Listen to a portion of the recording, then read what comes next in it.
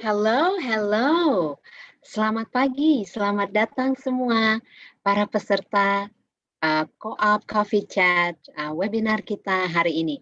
Apa kabar semua? Semoga dalam keadaan sehat ya. Hari ini kita akan mendengar diskusi yang sangat menarik yang bertemakan career hack to be successful in life. Dan kali ini yang sangat menarik juga adalah diskusi akan dilakukan dalam bahasa Inggris ya.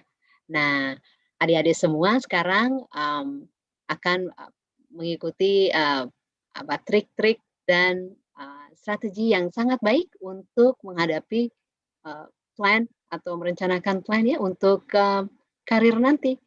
Nah, hari ini kita akan mendengarkan diskusi yang menarik dari panelis kita. Seperti tertera di sini, ada Khoo adalah Glen's Academy Education Lead dan didampingi oleh dua panelis mahasiswa, yaitu Darlene Nathania dan Kevin Christopher dari Universitas Prasetiya Mulya. Nah, hari ini adalah hari Sabtu, tanggal 13 Maret 2021. Kita akan melaksanakan seminar online kita dari jam 10 sampai 11.30.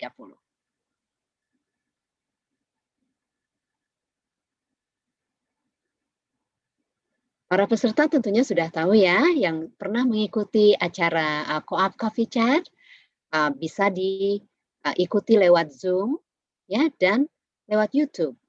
Yang mengikuti lewat Zoom bisa menggunakan fitur question and answer Q&A untuk menanyakan pertanyaan langsung kepada narasumber ya. Dan yang mengikuti lewat YouTube bisa bertanya melalui live chat. Seperti biasa formatnya kami pengen tahu dong siapa yang bertanya, jadi cantumkan nama Anda, lalu dari asal institusi, dan sebutkan atau ketik pertanyaannya. Partisipan yang memiliki pertanyaan yang sama atau serupa bisa vote ya, tinggal di vote di Q&A-nya, dan nanti pertanyaan yang mendapat vote paling banyak akan menjadi prioritas untuk ditanyakan.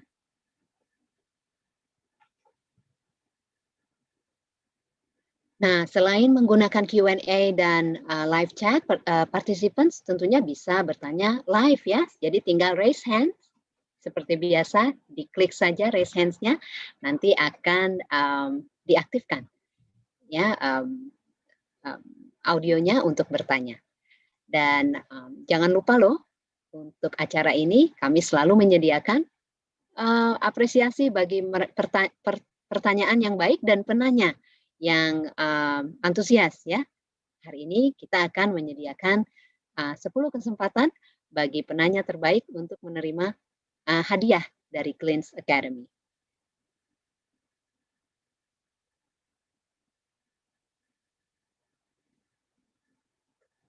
Di akhir acara diskusi seperti biasa akan ada poll ya atau angket untuk diisi. Kami ingin sekali adik-adik semua dan para peserta di sini untuk memberitahukan kepada kami bagaimana sih pendapat Anda terhadap acara kami sehingga bisa kami improve ya, bisa kami kembangkan. E-sertifikat tentunya akan diberikan kepada participants yang mengikuti acara via Zoom dari awal sampai akhir. Dan sertifikatnya akan dikirimkan lewat email pada alamat email yang digunakan pada saat registrasi.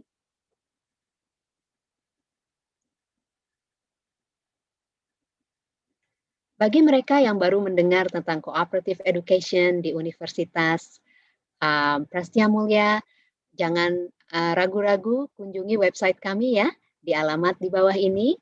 Dan yang ingin melihat acara-acara atau forum-forum menarik dari program cooperative education, silakan kunjungi YouTube channel Ready Project dan STEM Prasetiya Mulya. Dan bagi adik-adik yang belum nih follow kita di Instagram, jangan lupa ya follow kita di Co-op Prasmul supaya tahu ada acara-acara seperti ini pada jadwal-jadwal seminar online kami.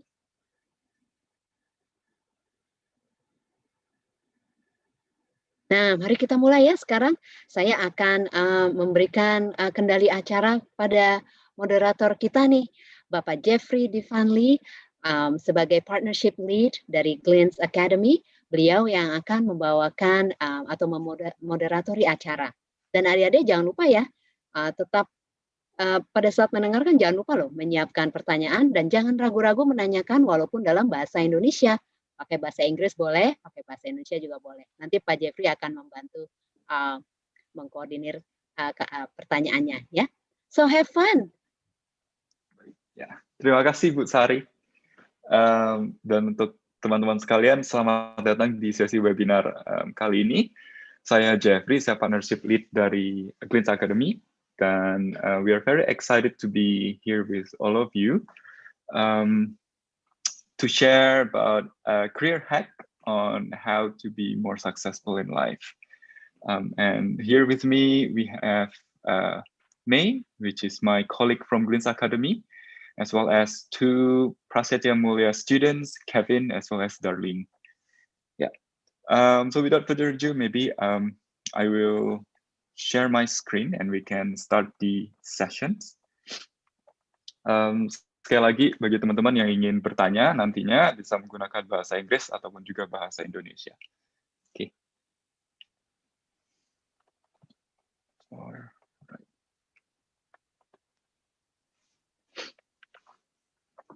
Oke. Sekali lagi teman-teman semua, selamat datang di sesi webinar antara Glints dan juga Prasetiya Mulya, Career Hack to be Successful in Life by Stanford Graduate. A bit of rundown of the event. We'll go through a bit of introductions of the event itself, and then we'll move on to the introductions of the speakers and the moderator. We'll then move on to the core webinar by Ms. Khoo, and then we have a Q&A and a bit of introductions to Glints and Glints Academy, as well as our introduction to our program and scholarship. And at the end, we will have feedback as well as gift before we close the sessions. Yeah. So we're gonna have an interesting gift for all of you. Stay tuned, prepare that questions, and stay until the end of the sessions. Okay. Okay. Right. So yes, everyone, once again, my name is Jeffrey. I will be your moderator today. I am the partnership lead of Glints Academy. And today I'll be accompanied by my colleague, Ms. May. Hi, May. Would you like to introduce yourself? Hi, everyone. I'm May. I'm the education lead at Glints Academy. Thank you for joining us today. Yes. Yeah. And without further ado, May, I think we can perhaps start the sessions directly. I think all of them are very eager to see the tips and tricks from you, right? Sure, thank you. Yeah, take the stage, May. Would you like to share your screen, May? Yes, please. Yeah.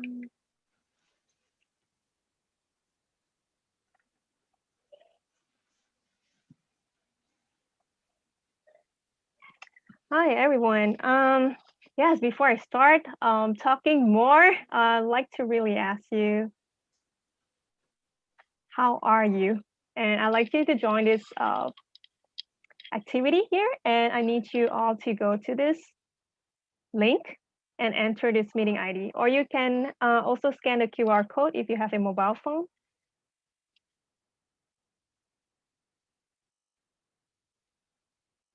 Just give Oke. Jadi untuk teman-teman sekalian, mungkin bisa menggunakan QR code untuk scan code yang ada di screen, atau bisa bergabung melalui website vbox.apps dengan ID yang ada di gambar. Yeah, just one word answer. How are you?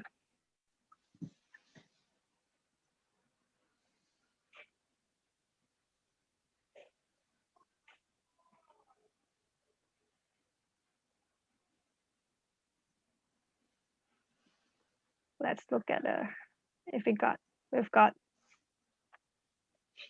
coming in some input. Nice to see that. Hope to hear from more people. So I see good, excellent, wonderful, better, happy, awesome, great, fantastic.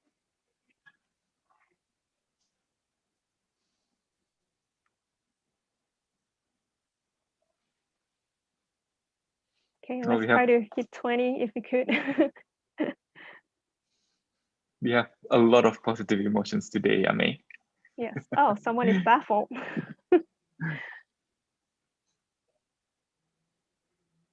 All right.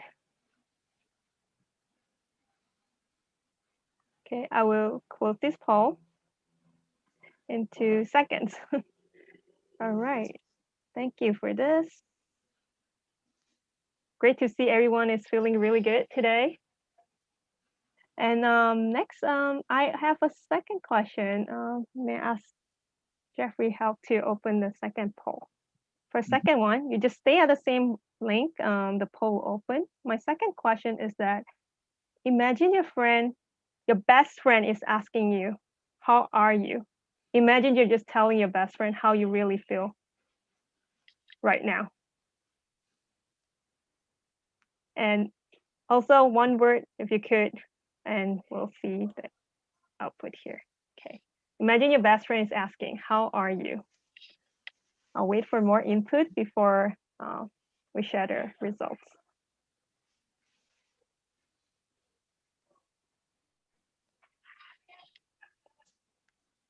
Yes, usually when our best friend asks how we're doing, we would take some time to respond.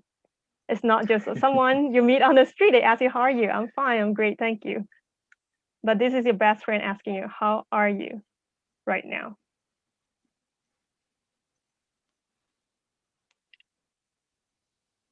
Okay, we have a lot more coming in.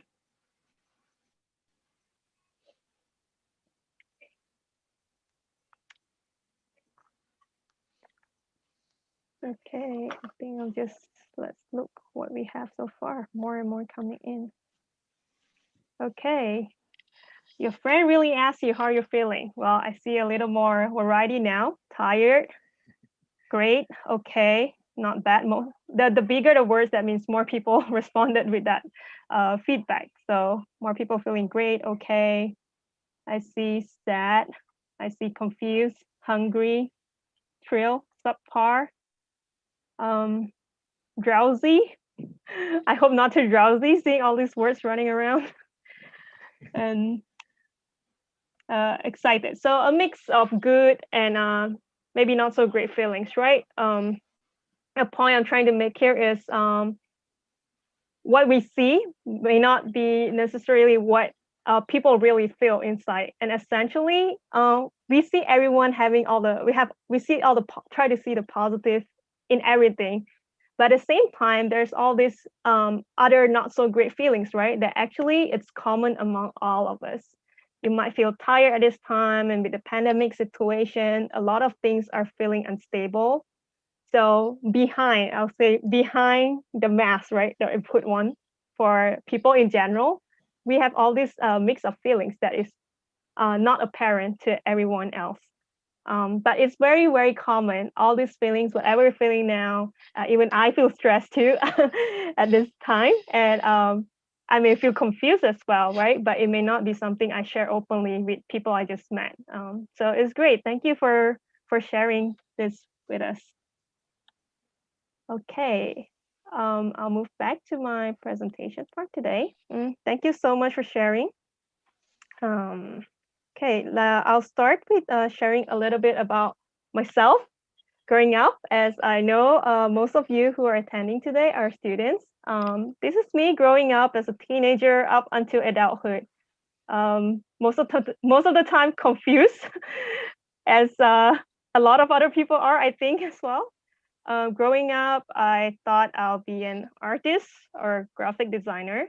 I'm sharing this experience mainly because I've gotten feedback from students that they're trying to navigate their career, their life as well. So I'd like to share a little bit about my experience. So I thought I'll be an artist or a graphic designer. And I also like writing. I thought, why not be a journalist? I took some journalism camps when I was in my teenage life. And someone told me, why not be a nurse? You'll never get out of job. I thought many of my friends go into healthcare. Why not me? I did pretty good in science, but I think I may not like chemistry enough to really go into medicine. And I do not like to, see blood as well. I'm not sure I would be a nurse as well. Then I thought, I love biology. How about being a biomedical engineer? Yet someone told me I'll end up as a technician, do something else. So this makes me even more confused. And at the same time, I thought, well, I like art, I like writing. I also love languages. I've been studying science in school throughout high school. Why not try something else in college? And so I thought, I went to college, entered as a linguistics major, and someone asked me, how about teaching? Sounds more stable. And again, I thought, maybe an editor instead. I switched my major, I switched my major, but I still think like maybe I don't want to be a teacher. I can be an editor. Let me try. But actually, I spent one summer being an editor, and by the end of it, I told myself I don't want to be an editor. So that was it. That was the end of my editorial career. And then I was still studying education then, but I thought maybe not. Maybe I don't want to be a teacher. I'm not sure. And in the end, sometimes I still think maybe I should just be a homemaker. Well, I don't have to think so much. And throughout the time too, this is me as well. I changed from the confused person to someone with a brighter outlook. How? At certain points in my life, people came to me. Well, they say, I need someone for a 2-day job. I say, okay, I'll take it. Another person say, we need help over the holidays, the school holidays. Well, I took over the job. And other time after high school, someone asked me, can you sub someone on maternity leave for this job that I totally have no idea about? I thought, sure, why not? And I thought, let me just head toward the door. Why? Because with all this little experience, I get exposure to the different jobs to really understand better what I like and do not like. Never try, never know, people say, and I do believe so. There's just so much we can do from reading and learning as well, but without doing things hands-on or getting into the environment, I think I will not have understand myself better on what I really like. For example, I may think that I could teach, but do I like to work at a school environment? Or maybe I prefer working with little kids at a kindergarten. So without that experience, you may not be able to identify really what suits you the most. A little bit about my background, where I've been. Well, throwing out some big names here, I've worked or volunteer with organizations such as the United Nations. Fully Coca is the largest nonprofit organization in Hong Kong. And then I was a teaching fellow with the Yale China Association. I also work on projects for the International Rescue Committee, worked at Stanford University before actually joined Queen's Academy last year, actually. Well, seeing these big names, this is what on my CV, on my resume, on my LinkedIn, well, what people who may not know me would look at and say, wow, look at where you've been, right? But little do they know that I've had so many other jobs that's not on my CV. Nobody would have ever imagined. I work at a publishing house. That was my stint as an editor one summer. I work in logistics. I work in food beverage. I even work at a pharmacy. I work in the oil and gas company as well. So all this different industry and many different roles. Well, how did I came about all this? I started taking a lot of odd jobs, not as many. From my high school years, it started from me thinking that I want financial independence. So I thought, oh, let me get a weekend job. And then on and off during the holidays, people asked me for help. I just went on with it. And then when I entered college, I thought, there's just so much I can read and hear from people about the different roles. And part of my career interest is in advising, counseling, career advising. So I thought I really need to see how the work environment is, what different jobs do before I can share with other people, right? So I really just took on all these 1-day, 2-day jobs or whatever job it is, I'll just take on to really see what it is like to be in that position. Some friends call me crazy, but I think no, every little experience that I had was very valuable. So for instance, as a fresh graduate, one time my supervisor wasn't around and my big boss asked me to help with logistical matters. We're getting a large donation. It needs to be distributed to the entire country. I thought this was crazy. I was just on my own. I'm not sure how to manage this. But who knows that I think a year or 2 years before that, one holiday, I worked in a warehouse, partly doing manual labor and partly doing office administration work. From that experience, it actually helped me to solve the problem at my job then when my supervisor told me that there's this large donation you have to manage and manage the receive, delivery, and distribution to the whole country. How could I do that on my own, not having much experience in it at all? So I look back at my past holiday, part-time work experience at a warehouse, and I also call back to the former co-workers I had and ask for some suggestions. How should I solve this? It's a huge task to solve because I need support in many different ways. And with the experience plus the support from my co-workers in the past, it helped me solve the problem in my present job then. So I'd just like to share that no matter what you do, every little experience, you get to learn transferable skills. It may not seem as useful to you then. You thought, back then I was young, I may thought, why am I working in this warehouse, right? Like I'll sweat and this is just so tiring and this is manual, repetitive job. I don't really like it. At least I learned that it's not what I wanted to do. But the experience, who knows, could help support me in the future. So there's that. So the point I'm trying to make here is that apart from all the experiences that I've gained, you may see only all these like big names out there, but who knows how many rejections I've received before I actually get into the roles. Before I start my first job post-college, I started a little late, never really thinking about internship. Most of my friends were business majors, so they were always taking on internship, but not me. I was in education. I thought I had teacher training, not a thing I would think about then. Yet, it was pretty late when summer was about to begin. I started applying for internships. I think I was only able to send out about maybe 20 applications. I only heard back from 2. And one of them contacted me halfway through my summer. I don't think I could start an internship then, but who knows? There was one that called me for the internship. It was the United Nations.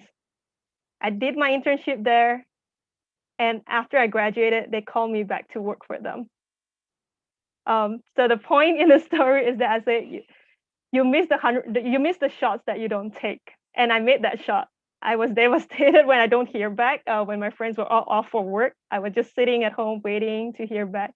But who knows? The only one who replied me was the one who hired me immediately after I graduated. So every rejection is just a redirection. You hear other people's story, you hear my story, but you essentially are the author of your own story.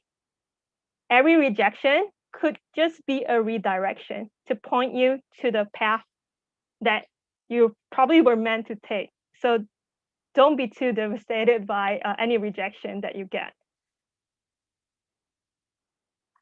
Okay, as part of this session today, I'd like us to have more interactivity. There's a reflection exercise that I created. You may go to this link here, and Jeffrey will also share the link in the chat, so you could copy it.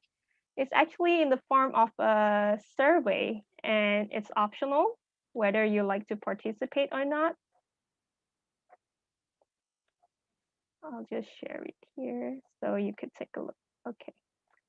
So here, it's actually just a survey form, optional for you to complete. You may also fill it up and not submit. If you enter your email address and submit, at the end of it, you will receive a copy of what you have submitted. So I'll work along this exercise as I present.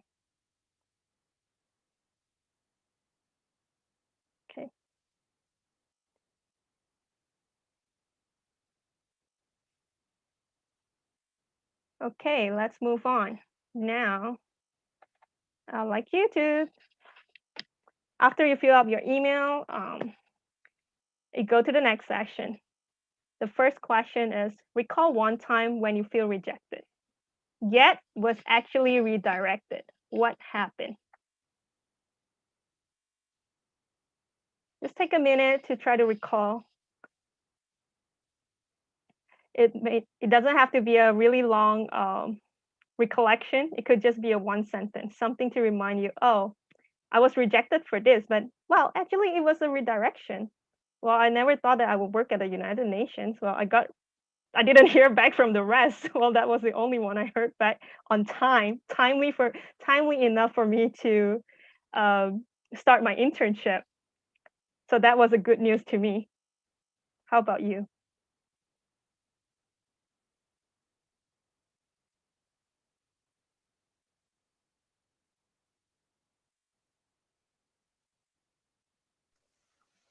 Oke, mungkin bagi teman-teman yang kurang jelas dan pengen penjelasan lebih, boleh dari chatnya juga ya, teman-teman. Ntar kita bantu jelaskan.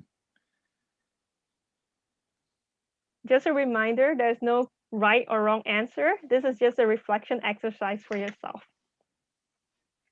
And when you're done, move on to the next question. To me, success means, just write it down in one sentence or 3 words. Something that come off the top of your head. Don't think too hard. What does success means to you? Like, what comes off your mind immediately? Just write that down. Maybe May, you can also give example. Like, what does success means to you, May? I don't want to form bias to other people. Well, something we commonly hear is that, well, to me, success means money, having more money, right? That's like comes easily, and some other people want to be famous. Yeah. I heard some noise earlier. I'm not sure if someone wanted to say something. I know, maybe it's my audio.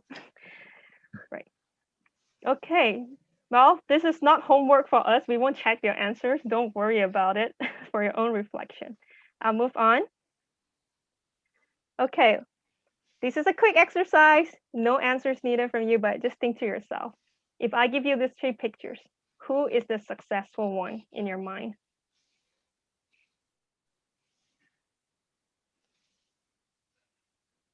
Mr. Jeffrey, you have an answer? You can keep it inside. Oh, do you want me to answer? You could if you like.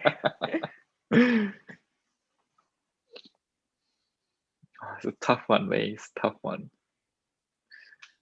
I think everyone's there are successful.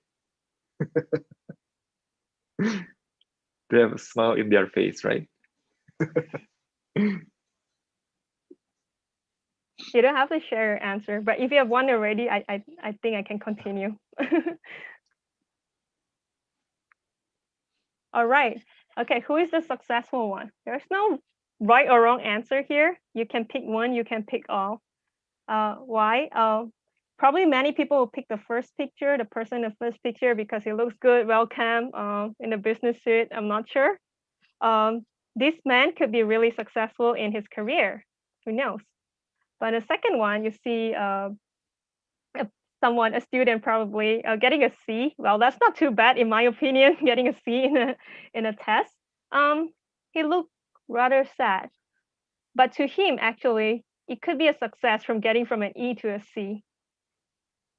And for the third person, it's a mom with a baby, a young mom with a baby. Well, we think she's not successful, but as Jeffrey mentioned earlier, she could be successful too. Why? Maybe in her mind, raising her children well is a success to her. What I'm trying to say here is that success means differently to everyone. When we see people are successful, what they have may not be what would make us feel successful. So it's up to you to decide what success means to you. Otherwise, I think we will always be chasing, always be competing, and it's never ending. So until what point would you deem yourself successful? Otherwise, people will just keep chasing and keep running after something. And what is that something if there's it's never ending? So think about that. So the point here is redefine success, because success means differently to everyone. You have to define your own success. And we'll go back to the exercise. This will take some time. I'll probably give you a few more minutes to work on this. If Jeffrey could help time, that would be great. I'm not sure how much time is good, but maybe 3 to 5 at most. So what success looks like? If you go to the next section on the form, you would have to get to fill this out. Fill out the part where they ask you what success looks like when you're 60, when you're 30, in 5 years' time, in 2 years' time, and today. Doesn't have to be long. I know this may take a long time to think about. Perhaps after today's session, you could think more about it. But for now, just think right at the top of your head. What would success look to you when you are 60 years old? And then when you're 30 years old? Would it be money all throughout? Maybe not. It could be different at every point in your life. That's the point I'm trying to share. So there could be many things that we all want at the same time. Maybe today I could want many things, but I thought maybe certain things I maybe could not achieve them in such a short time. Maybe I'll put that out. That would be a 2 years, in my 2 years timeline. That could be something I want to achieve in 2 years time, and then in 5 years time. But maybe by that time, it doesn't mean the same to me anymore. Maybe today, what I see success is more money. Maybe in 2 years time, to me is being a mid-career professional. Maybe in 5 years time, to me is owning my own business, running my own business, and not being employed by other organizations. Maybe when I'm 30, it's about having a family. And what about when I'm 60? Maybe I could be a philanthropist, just giving out money to other people. So what success looks to you at different points in your life?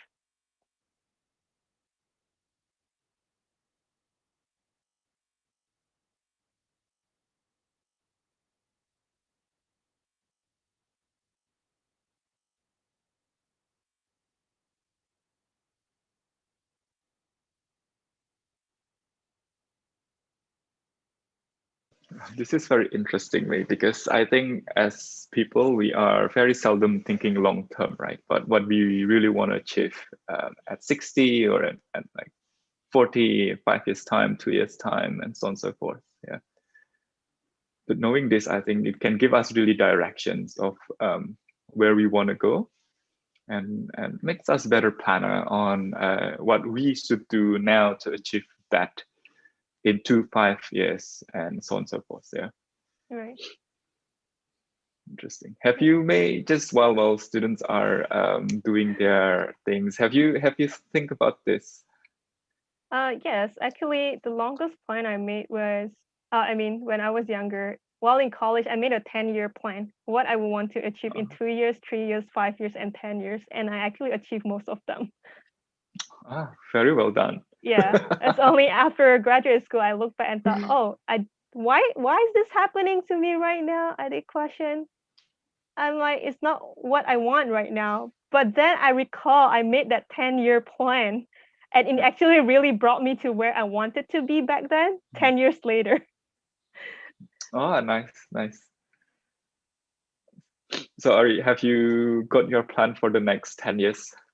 Not so much yet. There's so much happening during the pandemic. I think I need to recalibrate.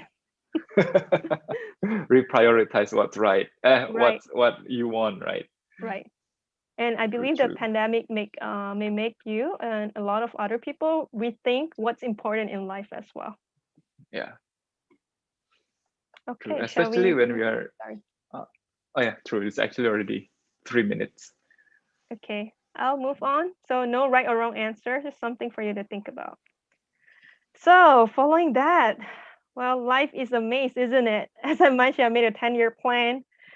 Even growing up, not really knowing what I wanted to do. It's a common problem to everyone, I think. If you look at this maze, I think, yeah, I'm not sure. Maybe you could think of yourself as being in the middle. That was how I felt. And as you see, there's only one way out to success. Is it really one way out to success by your definition?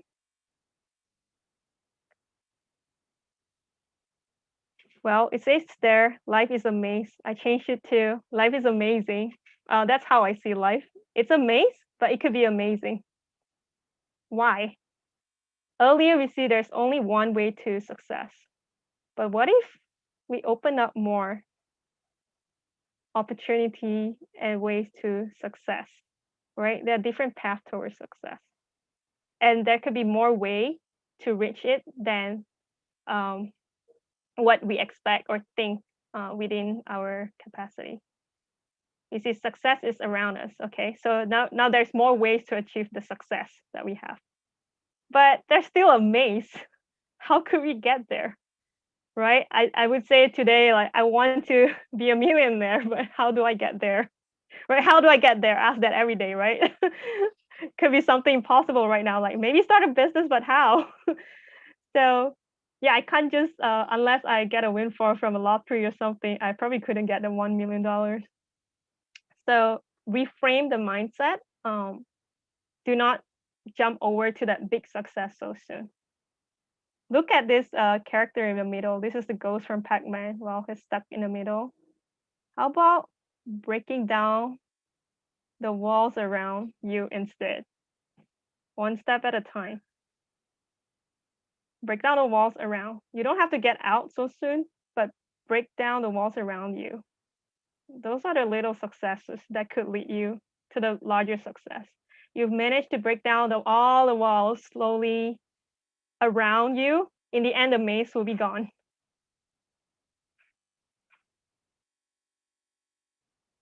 So in this, I just like to share, get unstuck. Break down the barriers around you. What is the +1 step you can take right now? What is the possible step that you can take to get to your ultimate goal? So again, you hear everyone's story. Take the next possible step and write your own story. Everyone has their own pathway. But there are different ways to get there, right? For example, I shared earlier about, getting more money, right? Some people have their own businesses. Some people just keep buying lotteries. Some people will just work really hard for a company and stay there for a long time and build up the ranks, go up the ranks. Some people may do investment, learn about investment. So there are all these different paths. So I think I focus a lot of talking about money. There are also other things, right? For example, I would say, for example, me attending graduate school at Stanford. I didn't like to share that much, but a lot of people might ask, like, how do you get there? Well, I just thought I'll get lucky. But I did look back with some friends, how did we get there? Actually, I waited 5 years before I even put in an application. I talked to a lot of people, asked them about graduate school experience. They didn't go to Stanford. I just asked them, like, how was graduate school? Because I wasn't sure I was supposed to work or go to graduate school directly. I contacted Stanford, the program director, asked her about the program. Who do you usually take in for the program? And she told me, usually people with 5 years work experience. So I thought, that's the thing. She told me the key to get into the graduate school. So I ended up not applying immediately. I ended up working to gain more experience as well. And to really inform myself, is graduate school really what I wanted to do? Because it's an investment, right? Of money, time, my youth, right? So much work, so much hard work being a student. So I would question that. Yeah. So I waited 5 years before I actually put in an application to graduate school. So thankfully I got in. That was one of the things on my 10-year list, which I achieved. Well, I think that's the end of my presentation. So if you go to the last section of the survey, the exercise, reflection exercise, it will ask you to respond. What are the 3 key takeaways? The hint is that on those slides, you will have an Among Us icon. If you submit it before I reveal the answers, that's great. Otherwise, I'll just recap. One is take every rejection as a redirection to where you might want to be or where you could possibly plan to be. Just to add on to that, I never thought I'll go into education. I didn't really like to go to school as much growing up, really, because I find it really boring to be at school. I have to take the bus for long. I have to wake up so early. I just thought, this is so tiring. But at the same time, it did came to my mind. Couldn't the education system be better? Couldn't the transportation to school be better? I have all these questions at the back of my mind, but I didn't think I would go into education. But by luck or by chance, someone like asked me like, how about considering studying education? And I went into it and I thought I really like it. I find it really meaningful. So, well, it's a redirection from getting the rejections for all the different jobs, maybe not hearing back from other universities too. So I fell into education and I love it. And second, redefine success. It means differently to different people. You see someone having success, being popular, famous, doing great at school, but is that what you want? It could be what you want, but the way you define it may be different. And lastly, get unstuck so that you can get to the goals that you set for yourself. And by this, after saying all this, I've talked a lot in the last half an hour or so. Please take everything I say with a grain of salt. I'm just sharing my experience.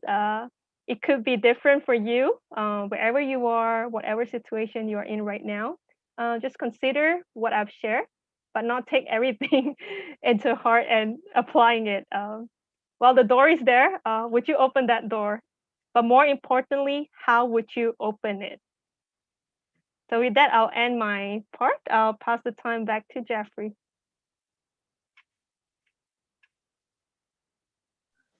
All right. Thank you, May. Can I ask that you stop sharing so that I can share my screen? Sure. Cool. All right. Thank you, May. It was a very interesting and inspiring talk. Now we will be moving to a more interactive sections of the webinar, whereby our audience will be able to ask you questions, right? I think May is very excited to hear all of your questions and to answer all of your questions. But before we open the floor to everyone, I believe, I think Darlene and Kelvin has a questions, right? Okay, perhaps Darlene, would you like to ask me the questions that you have? Yes, hi. Hi everybody, I'm Darlene from Food Business Technology major in Universitas Prasetiya Mulya. And first of all, May, thank you for the opportunity. I really enjoyed that talk. It was very, very inspiring and fun. So my question would be, many people are having a quarter life crisis, especially during this pandemic.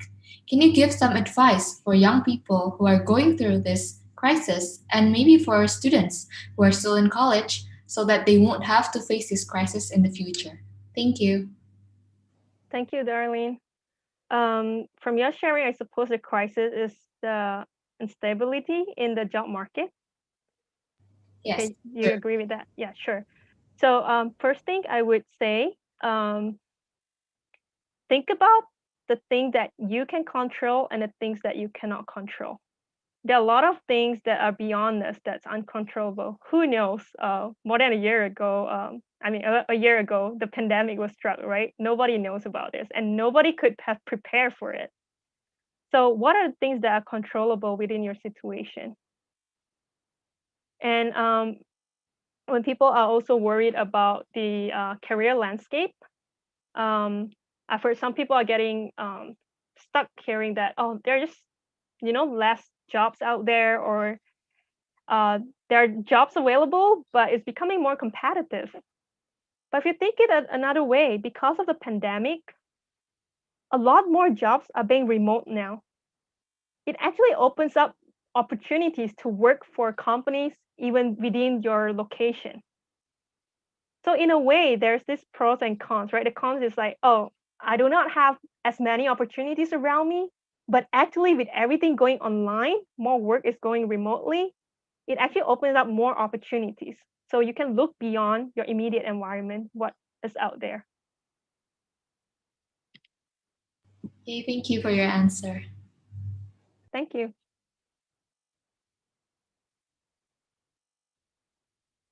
You're muted, Jeffrey.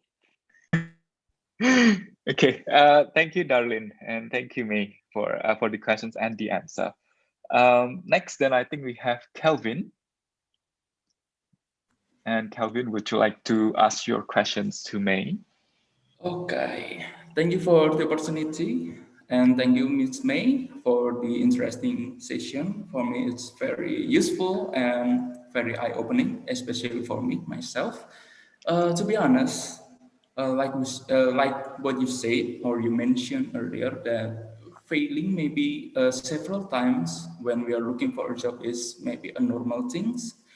But actually, what is the mentality that we need for, or what should we do to prepare to face in that moment? Because even though rejection is a redirection, it sounds so easy, but actually it's hard, especially when you try so hard, but you keep failing again and again. So maybe you have any suggestion, or maybe from your experience you can share with us. Thank you. Sure. Thank you, Kevin, for that question. I'm no stranger to having the failures and rejection myself. Of course, there were times that I do feel down too, right? So many rejections.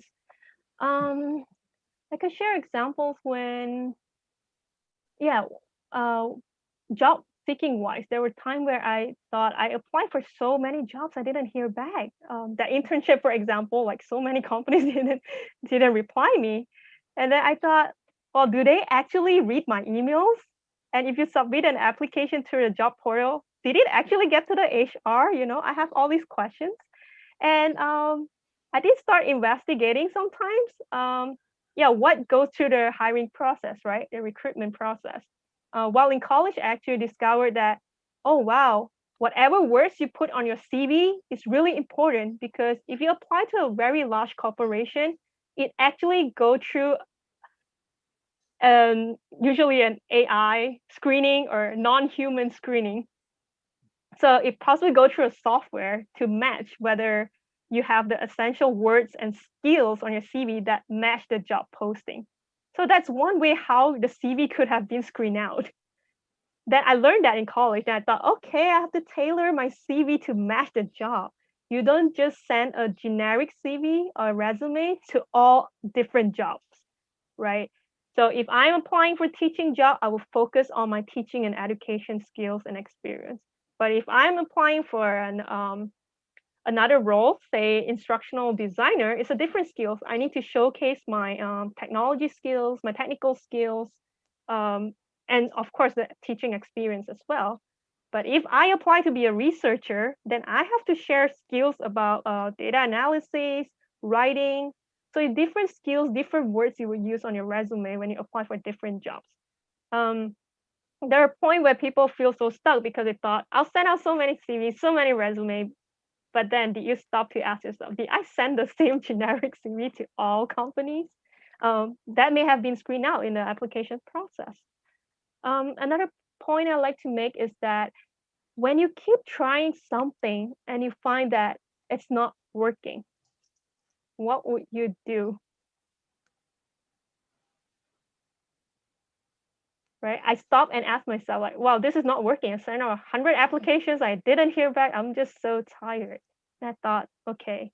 So one thing I did was to find out what goes behind the hiring process, right? And I found, okay, maybe my CV needs some tidying up. Secondly, I thought, well, maybe email is not the best way to apply for jobs. Maybe for certain companies, yes, but maybe for other companies, no, you have to apply through the portal. So another thing I did is find out, maybe for certain jobs, I just email the managers directly. Or I asked them, actually, well, I found out some jobs advertised maybe on LinkedIn or job portals have actually expired. Then what's the point of spending so much time applying, right? I find that throughout through my experience applying for jobs, looking for jobs. And then I thought, okay, I first need to stop and think that, well, I need to check if the job is still open, right? So I actually go to the company and ask them, is this job still hiring? Do you have someone already? If they do, which is fine, then I won't spend time applying for that job, right? So if when you get stuck, my point is that when you get stuck, stop. If something is not working, stop and try to think, why didn't it work?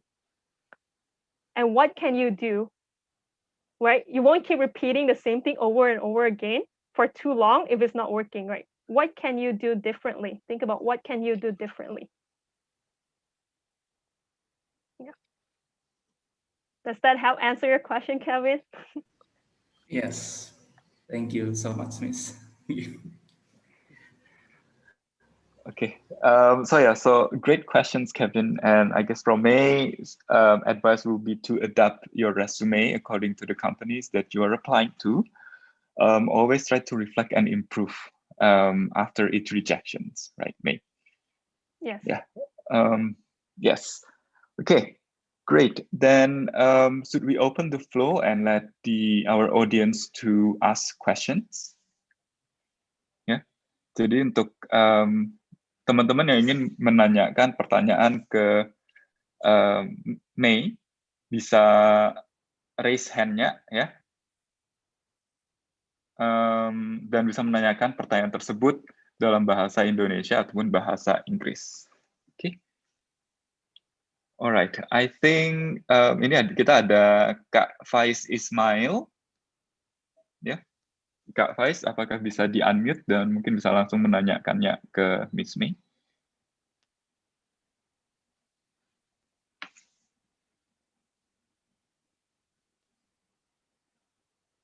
I think he's dropped. We have a question in the Q&A. Mm-hmm. Okay. So Tiffany ini, is, yeah. Would you be ini ready? ada, hang on, ini ada lagi nih, Kak Rylan Halim. Ya, bisa di-unmute mungkin? Good morning. Can you hear my voice? Yes. Morning. Right. Good morning. Okay, so I have a question. How do we face people who have a different mindset of what success means? I can give an example. It's like my parents.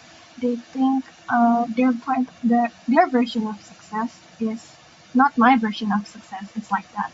So it's like I want to be successful in my way, but it's hard to get them to understand that my success and their success is different. How do we face that? Is that understandable? Yes. Okay, Got it. Thank you for your question. Well, I think this is very common, especially among people growing up in Asia. Like our success means differently to our parents' success, right? I think there's no need actually to change your definition of success to match that of your parents. It's a matter of your action. Would you want to take actions to meet their definition of success as compared to yours?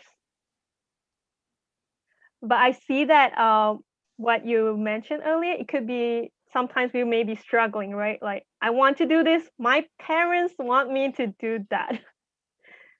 How could we find a compromise in that? I'm not sure about everyone's situation. It could be different. For myself, I could give example is that I always try my best to achieve something and to show them that this is something I could do and it could work. And even so, it's my life. Of course, I wouldn't want to burden them if I choose a pathway, right? That possibly would not work out and have to burden my parents, then I probably wouldn't do it. But if it's within my capacity to try something out and prove that I could do it myself, then I would take the small steps to achieve that. Going abroad to study was a big thing for me and my parents. I know deep down they want me to stay home. Although they would say, oh, just go wherever you want. But I feel the guilt, right? I believe a lot of people here too, when you choose to do something different. But I told my parents like, oh, it's what I always wanted to do. Then I just told my mom one day like, Mom, if you love me, just let me go. And I didn't come home for 10 years. Guess how they felt. But yeah, of course, they really like that when I visit home. But I've gained so much, I've seen so much that I could share with them things I've seen abroad from my own experience. So I'd say take small steps. You don't have to go to do the ultimate thing that you wanted right now, but try to take little steps that could show, oh, you see, this works. I could manage it myself if that's something that's challenging for you at this time. I think it is also very important to understand all parents want their kid to be happy, right? Yes. So if reaching success, what success means to you will makes you feel happy, know that they will always be happy at the end, right? Right. I agree with Jeffrey. Also think parents always want the best for their children, but they may not really know what's best for you because they could sometimes with their experience, but certain things, right? Like Jeffrey said, maybe what they think is best for you is something that makes you feel not good and you end up miserable, not happy. I think every parent would rather not see you in that situation rather than thriving in things you really enjoy doing. Okay, can we take a question here in the Q&A? Tiffany asked a question. Okay, somehow I cannot open my Q&A box. Let me just stop sharing and then see if that works. Okay, so Tiffany asks, Tiffany say, thank you so much for the session. It was very insightful. I would like to ask on how open should university students apply for job opportunities outside of their masters? Should we focus on jobs that are in the same scope of our masters or be open to try everything? Well, Tiffany, I think, yeah, from what I've shared about my experience myself, I've done so many different things. If you are open to that, you have to be okay with it. For myself personally, I make a decision to go into something, I would not want to regret it. I say I'll try something, I don't like the job, then it's my responsibility to find a new job. There's no one else to blame except ourselves, right? On your question, whether we should focus on the jobs that are same scope, I think that is not necessarily true. As I mentioned earlier, there are a lot of skills that are transferable, especially from graduate school. Also think about your areas of interest. People change all the time. I changed from studying science to languages, and then I did a little computer science, and I kept switching all my different jobs too. But I've gained so much experience that I could bring into my work in education, essentially, combining more and more of my interests. So people who have gone to graduate school, there are a lot of skills that you have that are very useful in different industry. I could share examples. So you have writing skills, you have research skills, communication skills, presentation skills. Like think about it. If you're not working in academia, there's the market research industry. And who does market research? There's third-party market research company, but every company does their own research too. So that is somewhere you could go to. It may not necessarily be your direct area of subject that you study when in graduate school. It could be in other areas, so long you have the research skills that you could apply. If you say you study, maybe like me, study education, maybe I want to be a UI UX designer, right? I have the research skills, but I just don't have the design part of it. Then I would take an additional 1 or 2 courses or take a certificate program to upskill myself in that area. So essentially, I could combine the design skills and the research skills to become a UI UX designer. Okay. Yeah. I'll go to the next question. Wow, more questions coming in now. Maybe to add, May? Yes, sure. I think for scope, I don't think at this age and time is that important anymore. Right? Like for me, I actually studied psychology, and then I'm now doing partnership and entrepreneurship. in my work, right? But what's important, I think, is like what May says, is the skills that you learn over there. Right? For instance, when I was studying psychology, a lot of my friends in Indonesia said, "Oh, you're gonna be jobless," but they don't know that research and statistics is a big part of it, right? And also in psychology, it's about communications and relating to people is a big part of it. And guess what? Those are the one of the top sought after skill at this moment, right? With statistics, you can do data science, data analytics. That's the core of it.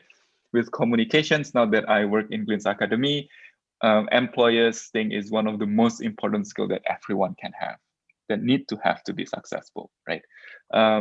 So when you study something and you feel that you're stuck, you can take a look into, okay, what is it that the skills that I learned within this subject, and where I can apply this to what field other than this that I can apply these skills to, right?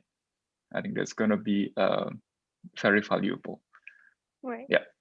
Yeah. To add on to what Jeffrey said, yeah, it may not be apparent to you that I would say separate the knowledge from the skills. For example, I study education. The knowledge base is about education, the theory behind education, the skills, communication, teaching. How do I adapt different teaching materials to different learner needs? So these are all these different skills that I could bring in to different roles. Okay, let's take on the next question. Wow, I think Jeffrey could take on this next question from YU. How can we not easily get carried away by the words of others so that we don't think too much? Mental health is necessary to support future career. Go, Jeffrey. Psychology. Well, interesting questions, Wahyu. How can we not easily get carried away? Yeah, I think it is very, how do you say, our society always like to give advice, right? They always have their own opinion. It's very opinionated about certain things. Like, for instance, like when I was taking psychology and everyone was telling me, oh, you're going to be jobless, you know? But heck, they don't really know, right? Because the only knowledge that they have are those that they read and are those that they experience, right? So when it comes into public's opinion or your friend's opinion, if I would say if it's not really backed by data, it's a very Glints culture. If it's really not backed by data, take it with a grain of salt, right? Because at the end of the day, like especially with also the webinar that we did at this moment, you are the one that knows what motivates you. You are the one that knows what going to makes you feel happy, right? And that motivation is the one that's going to drive you to excel and to achieve in everything that you do. So take hold on it, understand it, and be brave to voice that opinion and tell them like, hey, if this is what you think, what's the data that you can present? Because from my understanding, from my research, as well as my inner motivations, this is what I feel is right for me, right? So yeah, so if they really have a strong opinion, ask them to present you their data and finding. If it's just based on their hunch, I think you can dismiss it. And of course, then don't be scared to be strong opinionated as well about your motivations and your desire on a certain area that you'd like to pursue. Yeah. Right. Thanks, Jeffrey. Yeah, just to add on to Jeffrey's, I think some data, where do you find it? It's from yourself, right? In every jobs, every different task that you do, try to rate yourself. What is your enjoyment level? There's this thing we call flow, FLOW. If you look it up, when you're in the flow, you're just so in it, as if in a hypnotic days that you're doing something you really enjoy. Everything else doesn't really matter. That's your flow. Like nobody would know what is your flow, but only you would do when you're in it. And about words that other give, I disagree with dismissing everything people say. I do think people do make points that and have perspective that we may not know sometimes.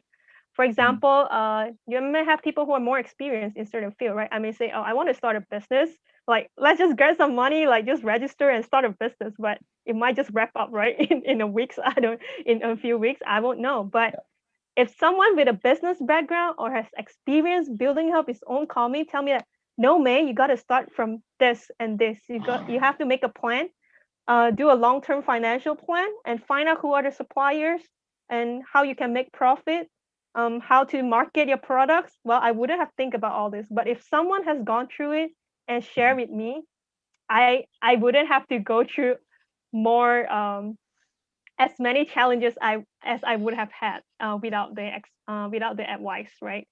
So take in what people say, but do consider and do your own research as well. Is this something you like to take in, or not, or consider?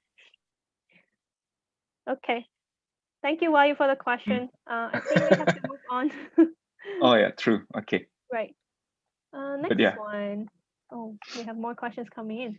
So Helga, hi Helga. Helga's question is: with all the experience trying for all the jobs available, how you actually feel that one job is actually the best answer?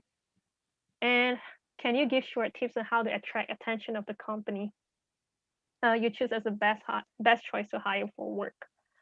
For the first part of the question, how do I know one job is actually the best answer? For me, it's trying out different jobs and then see which one I have the most flow I feel contented with, right? Maybe it could be the same job scope, the same responsibilities I have, but working in different company may mean differently. Because what? The benefits could be different, the pay could be different, the environment could be different, the team I work with could be different, the students could be different.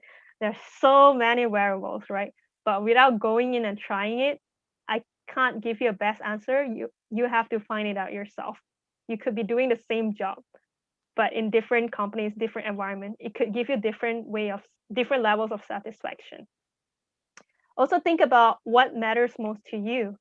For example, for me, maybe having the chance to meet more people from different cultures, being able to travel is important. And then if I get a job in a foreign country with lower salary, less benefits, but I get to travel, I get to meet people in different culture, does that make up the 90 or 100% of my satisfaction level? If that is, I would go for that job. But at other points in your life, maybe financial need is more important. Then you have to think, maybe if I take in this job, it pays me more, but I don't get to meet as many people. Then stop and think, in what ways can I meet more people from different countries? Maybe I could join some activities outside work. Maybe I can join some work-related associations, go to networking events and meet all these people. So there are things that we could control within our job, and there are things we couldn't, right? And then outside it, there are more things that we could do as well. A little more tip on trying for different jobs. Well, I know people don't like to work as much. So what I did before is that I'll keep a full-time job and I'll take on some odd jobs on the side to try out different jobs. It could be a weekend job. It could just be over the holidays when I have break. Then I know, okay, this is how it is in this environment or in this company. Oh, this is how this job is like. Even doing data entry, I thought, okay, oh, this is how it likes for people to be in this job. And even though I may not be in that role right now, it makes me feel more empathy for the people, the delivery riders, the postman, how much hard work they did to bring the things that we ordered to us. Even food, right? Like how much work and love that goes into the food that got sent to us, got dished out to us. And on the second question, how to attract the attention of company to choose you as the best choice to hire for work? I'll have Jeffrey add on to my answer from the psychology perspective, how to attract attention. But from my end, I would say, if you're not in a company yet, how would you know that company is the best choice for you?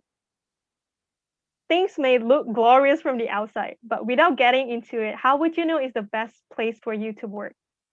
As much as companies are selecting you, also think you are also selecting to work for that company or for that in that environment. Yeah, I have Jeffrey add on to that.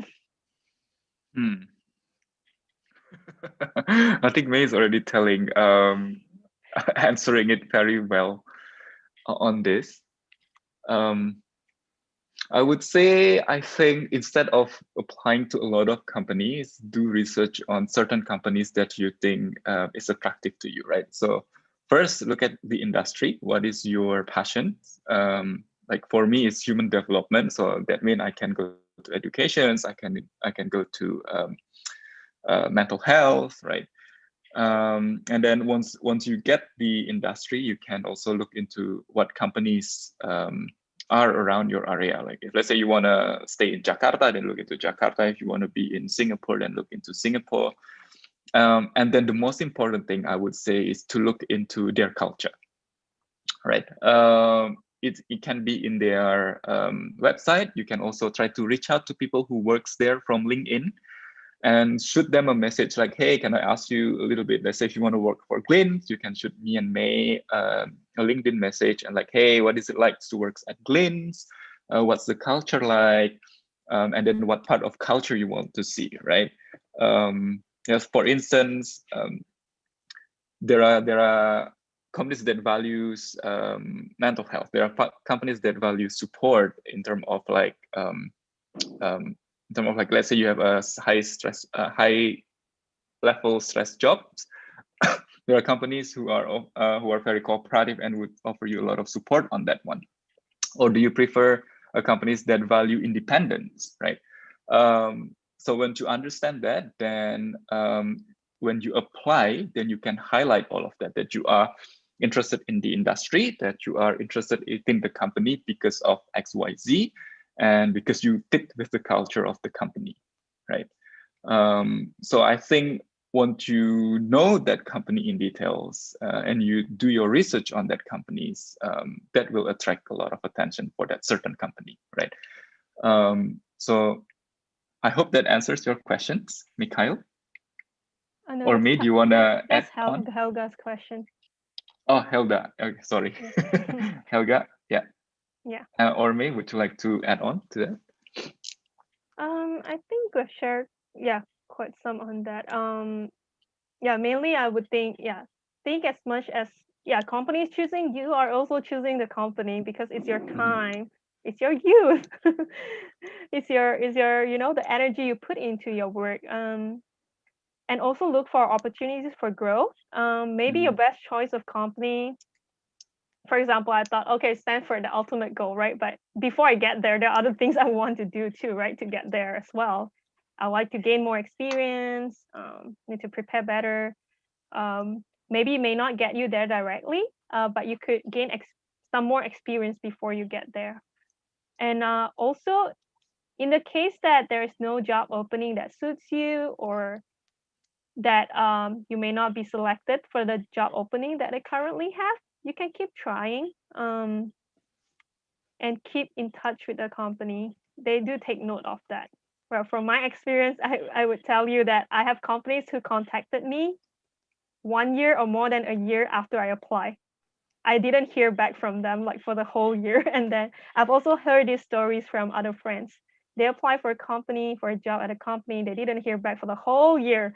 And then the company called them like, hey, would you like to work for us for our division abroad? Wow. It comes 1 year later. Well, they do take note of it.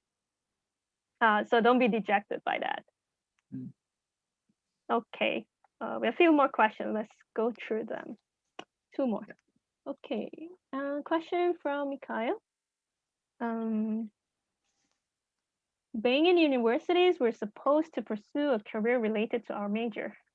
I still feel like my major right now is not something I want to pursue full-time in the future, and there are a few career alternatives that I'm interested in, but still undecided. How do we know our passion, the career is best suited for us, and what are the action steps to be decisive and agile? Mr. Jeffrey, I think you shared some earlier about this. Okay. The transferable skills. Yeah. I think for Mikhail, yes, I think within that major, you can think about what skills that you have learned, right?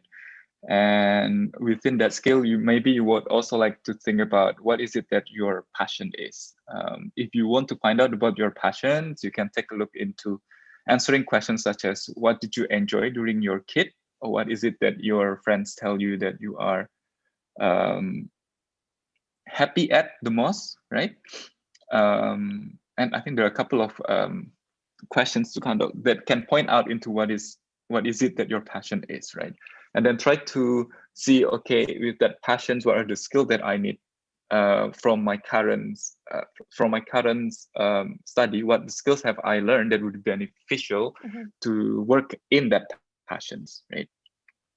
Again, over here, perhaps you can do reflections again and ask questions. What is it that you really want to do?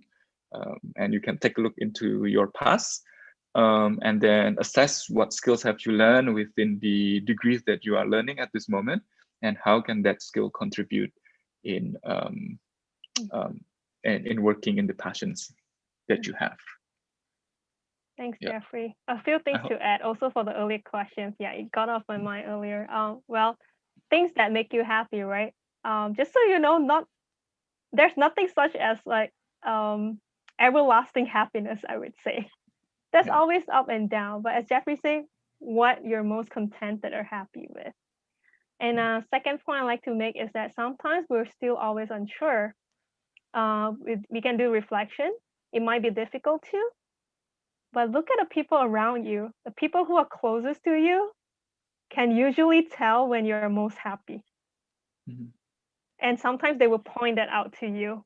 Wow, you're really excited about this. I see you're really happy at work. Why are you always doing so much work, right, on this area? Then that would be a sign for you that is something you really enjoy. And maybe one more notes to it. Like even with your passion, there will always be ups and downs, right? There's always questions. You will always bound to questions like, is it really what I want to do? I think my advice would be exactly. I think what's important is that out of 100% that you are doing it, as long as you are like 51 or 53% happy at the time, you're good. Well, everyone has different level of contentment, so that's Jeffrey's. Yours could be different too. Exactly. Yeah. Yeah. And you never know what best suit you. Yeah, you have to try it. Okay. So we have less than 10 minutes actually. Let's answer Siska, and then we can move on to the next sections. Thank you, Siska. One last question. From the presentation, I believe you're a risk taker. That's funny to me. Choose a different path of life. I want to ask how to build such a personality towards our future education and career path. And more importantly, how to go out of your comfort zone. Firstly, I really like to thank my parents. My parents never told me to study. Like, for someone who went to Stanford, that is ridiculous to hear from. My parents never told me to study, to a point that I thought, like, do they really care about my academics? At one point, I really asked my mom, why don't you ever tell me to study? Yet I felt so pressured. That was funny. But I think the way I was brought up made me explore my different interests. How to build such a personality? Reading helps. Talking to people. I don't deem myself like a super successful person. I see a lot of people who are a lot more successful than me, right? But there's no way to compare, because as I mentioned earlier, success means differently. There was a point in life where I look at people and like, wow, they're so young and they have all these things, they have their life set. And then I just feel bad. I don't have that yet, right? That is the chasing part. And then I thought, but for me, success means different. To me, it could be helping as many people as possible. But to the other person, maybe it's like setting up as many companies as possible. So it's totally different. I thought about that and I thought, okay, no, it's just a different perspective. How to build such a personality? Reading helps. Do reflection, as Jeffrey said. I would think at different points in my life, am I doing the right thing? Well, if I feel it's the right thing, I'll go for it. How to go out of my comfort zone? Usually I ask myself, what is the worst that could happen? I've done some crazy thing, crazy requests. For example, I applied to go for a coveted exchange program, but I didn't have the financial means to go for it. I actually just went up to my college and asked them, like, I got into this program, could you sponsor me for it? And they actually decided to offer a partial sponsorship for it. Because at that point, I thought, what's the worst that could happen? The worst they could say is reject me, right? So I think a lot of things that prevent us are the walls that we build around us. The fear of rejection, fear of failure. But you know what? You don't have to tell people about the rejections or the failure that you have if you don't feel comfortable with it. Another example, I've been to interviews where I asked to go back into the interview and talk to the interviewer because I think I didn't finish my story yet. At that point, I just thought, what's the worst that could happen if I ask? They could just tell me, no, May, your turn is over, right? So I had that mindset in me. So I did some of these crazy things, some people call it, but the interviewers let me in to finish my story. They just told me like to wait until the last person is done, and then they let me in for the last 10 minutes. So I did that.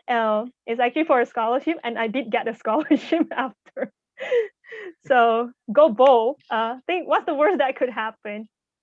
Yeah, that's my mantra. Don't apply to all situations, but for some situations you could do that.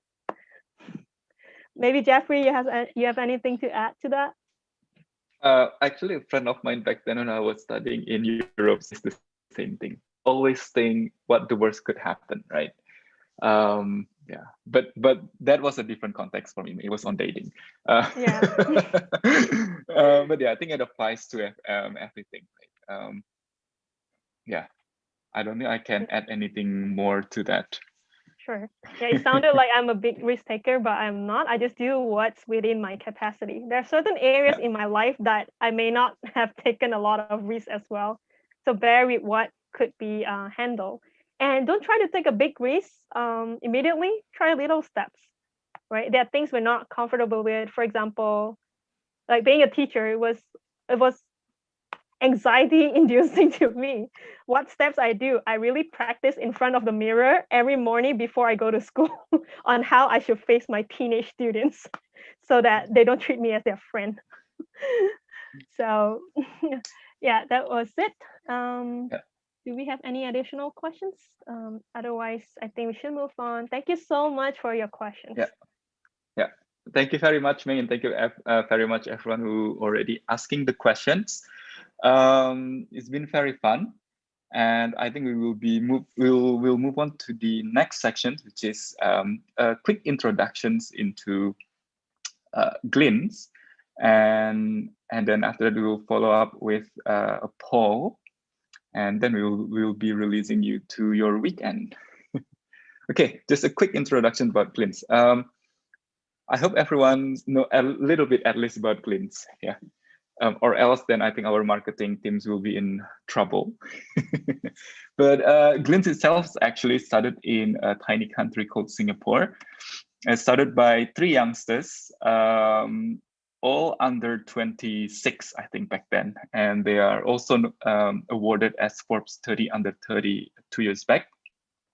And then from the humble start in Singapore, we expanded to Indonesia, in 2 cities particularly. I think if you look into the image here, you should know one is actually Jakarta and the other one is a mysterious place. But if you look at the point of view, some of you who are good at geography should also know where we are. Our second home in Indonesia is. 2019, then we expanded to Vietnam. We opened our office in Ho Chi Minh City. And in 2019 as well, Glints Academy is born in Indonesia. In 2020, we expanded to Hong Kong, as well as to Taiwan. Yeah, so we are currently operating in 5 countries with 2 major operations, both in Singapore and Indonesia. So in terms of Indonesia, we are actually based in 2 cities. The first one is Jakarta, and then those who guess the geographic of where the pole of the flag is, and if you guess Batam, then you are correct. What are the difference between these two and why Batam? Jakarta is focusing more on national recruitment. So if you want to work in Jakarta, Surabaya, Yogyakarta, our team in Jakarta will be helping you. And in Batam itself, we have a bigger operations. Over here, we have cross-border recruitment. So if you want to find work in Singapore, Taiwan, or Hong Kong companies, our teams in Batam will be helping you. Glint's Academy is also based here. So for Glint's Academy, our goal is to place you in a Singaporean, Hong Kong, and Taiwan's company. So once you graduated from our program, our talent managers will help you out to channel you to companies from these 3 countries. And secondly, I think in Batam, we are one of the strongest economic driver that we have been invested by both Singaporean government as well as Indonesian government. We bring so much economic impact to Batam that for the corona vaccine, we are actually being prioritized for Batam. Yeah.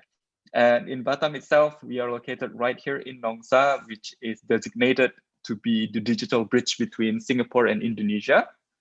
And we are building the area to be kind of a combination of BSD and Bali. And the area is developed by Sinar Masland as well as Subarna Jurong, which is the BUMN of Singapore government. So nice news as well for us. In Singapore government budget 2021, they are putting aside $24 billion for investment in building digital hubs around the world, and a big portion of that will go to Nongsa Digital Park. We are very proud to be one of the driver's seat for this, to contribute to the development of Riau Islands and Batam. And we hope that we'll be able to see you in Batam soon. Yeah. In terms of program, we have 3. The first one is Academy Programming Foundation. It's a 4 weeks training to build a simple website. Afterwards, you'll be able to get freelance work and to build websites using HTML, CSS, and JavaScript. And once you pass, you'll be eligible to join our intensive bootcamp. The second one is an intensive programming bootcamp. It is a 12-week program. At the end, you'll be able to build a web or mobile applications, get hired in our company's partner in the 3 countries mentioned previously, be part of our alumni network that has been working in companies across the region. And of course, you will get a higher return of investment, which is averaging about 4 months for our graduate to get all of the money back from the intensive bootcamp, which costs about 25 million, right? For you who wanted to join the intensive bootcamp, we also have the Study Now, Pay Later, which is the first 3 to 9 months you can opt which one. You only need to pay the interest rate, which is about 300 or 400,000 rupiah. Okay, and the last one, we have a scholarship this is a partnership between Glint's Academy and AIA Singapore. This is for COBOL and Java. The requirement is very simple. You need to be a STEM graduate, science, technology, engineering, mathematics, or you should have a coding experience. Yeah, then you should be able to converse in English comfortably, because you need to be able to communicate with your Singaporean colleague and international colleague from AIA. And for COBOL itself, you need to be willing to relocate to Batam. Okay, so the scholarship application is actually open now. For the next intake will be beginning of April. At the end, we will be having an interest registration form. If you are interested in this, you'll be able to register. Okay. Okay, now closing and feedback. I think our team from Prasetiya Mulya would like to give a feedback poll. So if everyone can just take 2 minutes of your time to fill in the poll and the feedback, we would greatly appreciate it. Okay. Okay, our Prasmul team.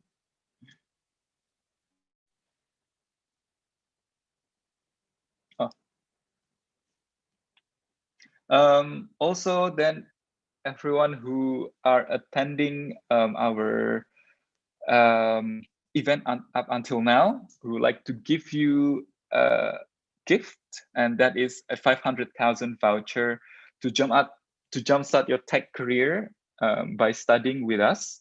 Yeah, And what it takes is just take 2 minutes to give us feedback, as well as, if any, you can register your interests either to the scholarship or to bootcamp. If not, then you can just click others and just say, okay, not interested now because XYZ. And then we will be sending you the voucher whereby you can use it to learn anything in Glints Academy. Okay. I'll be giving the link to the chat. And I think for the feedback itself, has Prasmul team perhaps show the, okay, can you tell you? Okay. Yeah, so also for everyone here, I think the information about the bootcamp as well as the scholarship will be available in Prasmul Co-op social media, so you can monitor the Prasmul social media as well. And in the meantime, if you are interested in the voucher, you can fill in the form through the link that May has sent. Also at the same time, then everyone, if you can also fill in the feedback form that are shown in your screen, that would be great.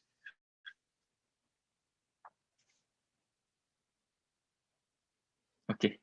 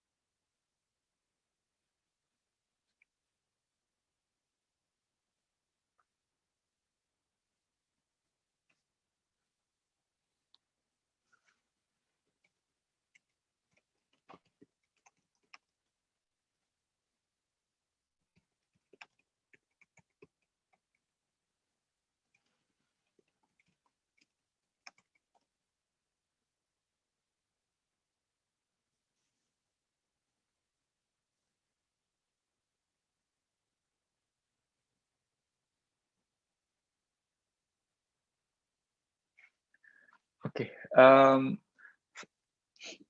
Okay, while we are waiting for the polling to come in, we will be also announcing the winner of our webinar, especially for those who have been very active in answering questions.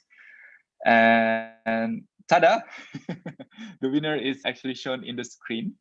And for this, for the winner, Helga Janiko Wahyu Okta Perdana, Mikhail Berman, Raylan Halim, Tiffany Kwa, and Siska Wijaya, please contact the admin on the number below. And as a gift, we will be sending you a Glints t-shirt as well as 1 million voucher to join Glints Academy program, one of the programs. Okay. Okay, once again, congratulations for the winner. And thank you very much for everyone who come to these sessions and who've been participating. May and I are very happy to have you on these sessions and answering your questions. Yeah, if you guys have any questions to May or to me, you can find us in LinkedIn as well. Simply feel free to connect, and we'll be more than happy to answer questions from there as well. Okay, if that's all, then thank you everyone, and we wish you a very good weekend. Yeah. Thank you, everyone.